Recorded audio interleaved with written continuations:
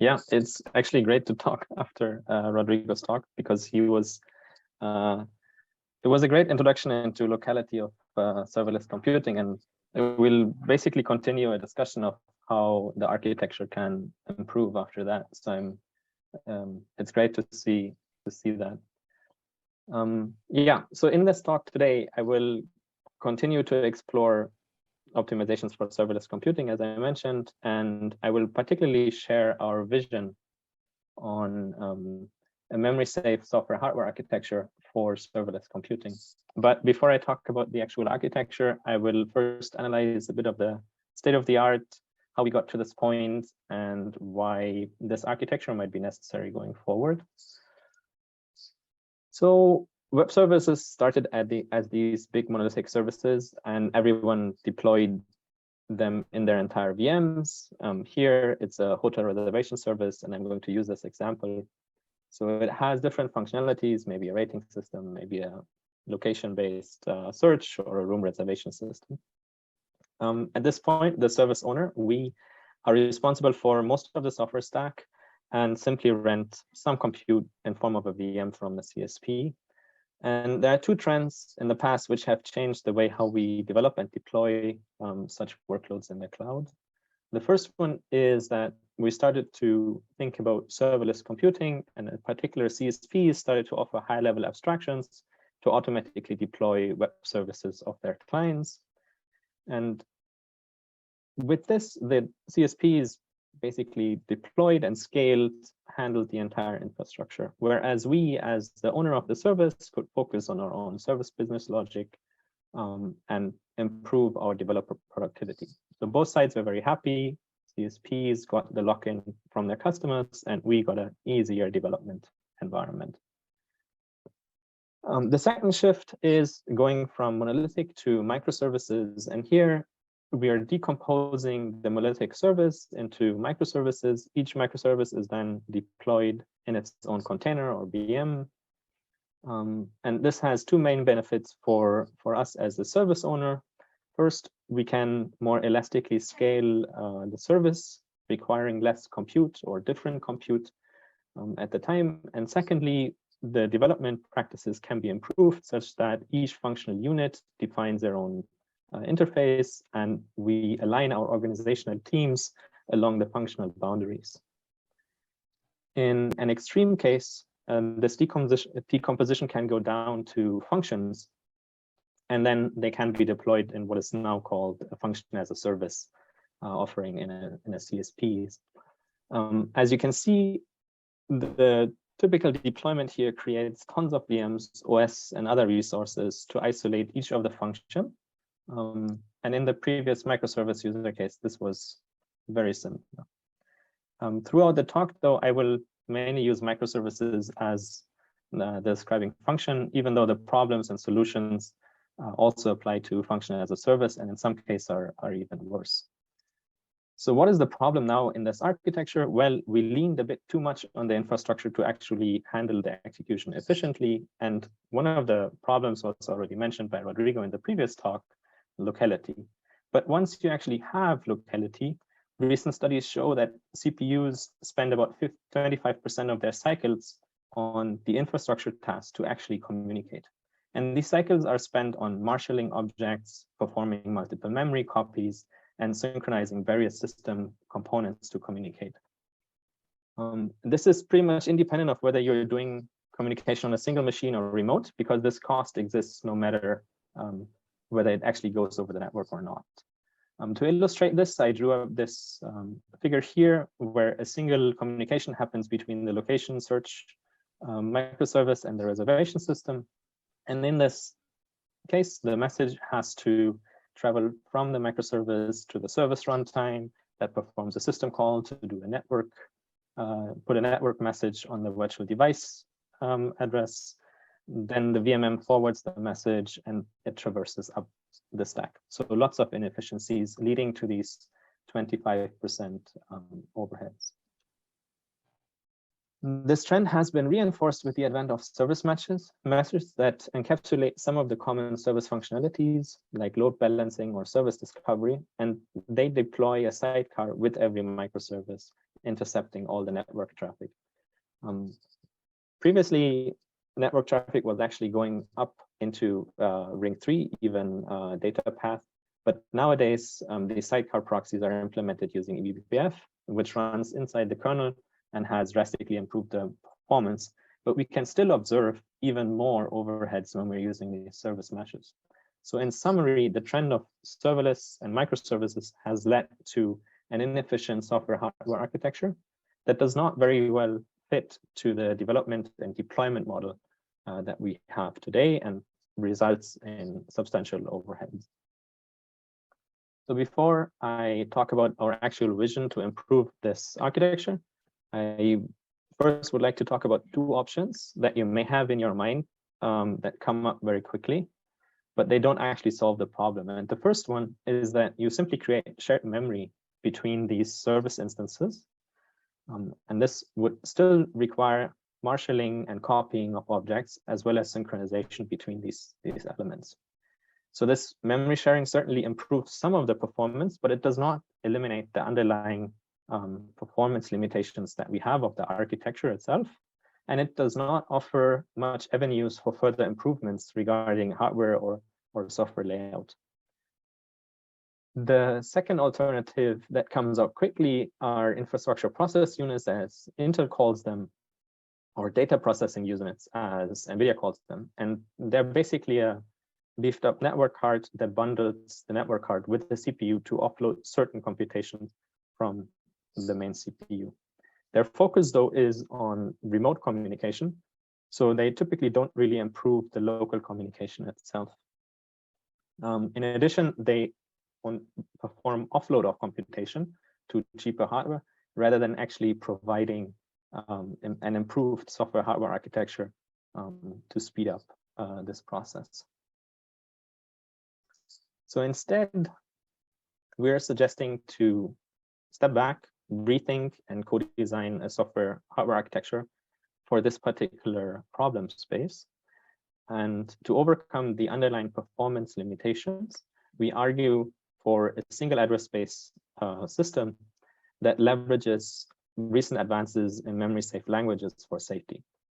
The single address space allows us to immediately share between services, since all memory is accessible. And the MemorySafe languages provide us the necessary isolation between services. So as a result, sharing becomes instant, and communication between two services is basically a function call. It should be said that we're not the first to suggest such an architecture. Early operating system research, or even more recently, Singularity or Midori from Microsoft had similar visions. And we believe that we need to reevaluate whether we can take these learnings from them and apply them to today's hardware advancements and MemorySafe language advances, and make it even more interesting than it was maybe 10 or 20 years ago. So starting all over and co-designing a new software hardware trade-off is a huge task. So in this big space, we believe that we neither want to be on the side where we are only using software-only approaches, or where we are today, where we have relatively rigid environments in terms of VMs or processes that perform isolation. So we need to be somewhere in the middle and strike a balance to adopt to these new workloads. To better understand how much, though, we can lean on the software, I would like to introduce MemorySafe languages in case somebody is not very familiar with them quickly. They provide safeguards for memory accesses and typically also control flow to prevent certain unintended behavior. I will give two examples on the next slide. Our industrial colleagues urge all developers to use these languages, as they also see the benefit of reducing security vulnerabilities that are caused by memory safety violations that could have been prevented if these environments would have been used. So the two leading examples are WebAssembly and Rust. They're very both drastically in how they implement and what memory safety they guarantee. WebAssembly defines a virtual machine abstraction, which basically uses a limited 4 GB linear address space, and accesses within that 4 GB space are mostly allowed, whereas accesses outside will be restricted. Rust, on the other hand, offers an object-level memory safety guarantee, which is enforced at compile time and allows only very explicit runtime exceptions. Both of these languages and runtime systems have been adopted widely in this industry already and are pretty much battle-proven by now. So we use their memory safety capabilities to isolate services. But to this end, as I described, they provide very different environments. So we first have to unify their isolation abstractions across these different guarantees. And in general, we need to be able to restrict the execution as well as the memory view to avoid two services from getting to know data they were not supposed to. So in case of WebAssembly, the memory safety guarantees require that neighboring services may not be within the 4 GB linear address space that I was talking about earlier, because then that data would become available to the WebAssembly module as well. While we also want to provide the ability to share memory, it's important to see whether these languages allow us to also break up the isolation guarantee. And luckily, both of these languages support what are called foreign interfaces that basically allow you to define a shared interface between two entities. Both of these environments limit the execution targets that an application can have pretty much to what is predefined at compile time within the service. And then we can add a single exit target that acts as a router or a service discovery mechanism. So using this isolation abstraction, we can build a software runtime that executes different services. And to improve the entire specialization of this environment, we suggest to rely on a highly modular environment that allows each service to discover their dependencies very freely and decide on them.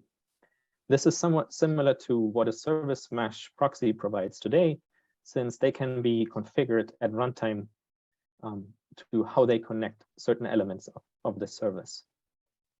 So in these slides, I mainly talked about the option of an operating system, but we certainly believe that there can also be a staged approach where you first implement a library OS with some of the capabilities, and then with future improvements that may require privileged OS functionality, you could lower into a full-blown OS. Yeah, so with this software environment, we strongly believe that you could overcome the microservice limitations that I talked about earlier, but I left out quite a bit of details in the paper to be able to talk about one of the hardware optimizations that we're also eager in exploring. And this hardware optimization focuses on sharing between two services. The software environment already drastically improved the situation, but the hardware can further improve the performance and the security. So as I mentioned, Rust and WebAssembly support the foreign interfaces, but they leave the ownership question of memory across services pretty much open or undefined. So this could either result in unnecessary copy operations, especially when we're talking about sharing structures and not only, let's say, single buffers, or possibly memory safety violations. So in this direction, we need more research to define this kind of sharing across services in the language space, which is one part that we're working on. And we also strongly believe that recent advances in capability hardware could also be reused here. So things like Cherry or cryptographic computing from Intel Labs allow you to define memory access capabilities at a pointer value. And this would allow you to share memory pointers instead of trying to fiddle with the existing language structure. So as a result, sharing the pointer with a capability can help access remote memory of a service. This is something that software-only approach would only be able to do after we sort of make the software aware of this environment, which might be a much bigger task than otherwise. So to conclude, what I try to demonstrate is that we have performance limitations, microservices that demand a software hardware architecture improvement, and we can lean on recent advances in memory-safe languages to improve that architecture. In particular, I showcased MeSHwA, in which we argue that a single address-based environment using memory-safe languages for safety and certain hardware optimizations can enable an optimal deployment of microservices. So with that, I would like to thank you for your time and would be happy to take your questions. Anjo, anyone have questions?